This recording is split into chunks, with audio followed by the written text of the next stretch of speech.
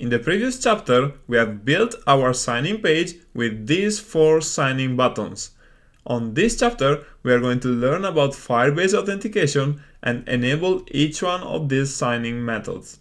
As part of this, we will expand our knowledge of Flutter and we will look into new topics such as state management, navigation, and text input validation. And I can promise you that things are going to get interesting. But before we dive into the details of Firebase authentication, I want to give you an overview about authentication in general. And this is so that we can understand why we even need authentication in the first place, and we can see what authentication options are available when we build a mobile app. Okay, so what is authentication and why do we need it? From the user perspective, authentication is the process of giving access to a secure system based on the user credentials. And by authenticating, users can access their private data. So for a fitness tracker, it might be the history of their workouts, or for a banking application, it could be the list of transactions on their account. And for the time tracking app that we're building, it will be a list of jobs and the corresponding time entries. So really, authentication is a prerequisite to accessing the user data. You can think of the user data as a box that is closed with a lock. And you can only open the box and find what's inside if you hold the key to that lock.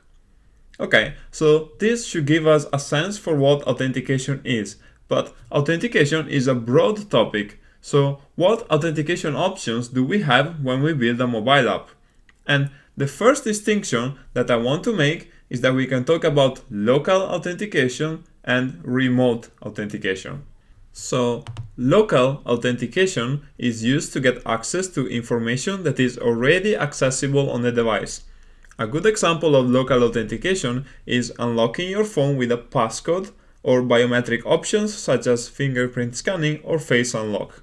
So when you unlock your device, you can get access to all the data and apps that are inside it.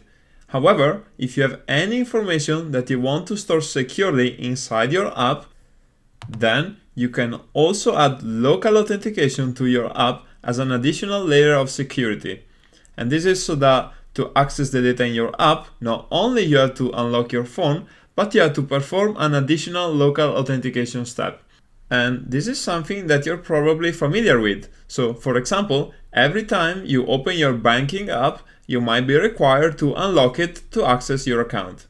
Okay, so now that I've explained what local authentication is, I want to make one thing clear, and that is that on this course we are not going to look at local authentication, and instead we will focus exclusively on remote authentication.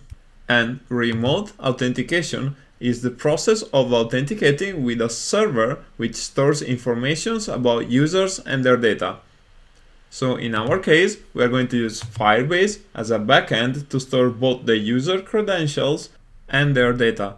So we will use Firebase authentication to sign in our users, and we will use Firebase real-time database and Cloud Firestore to access the user's data. So to recap, the goal of this entire chapter will be to enable Firebase authentication for our project. Okay, so before we continue, I'd like to talk about the different authentication options that we will use, and I'm going to do that in the next video.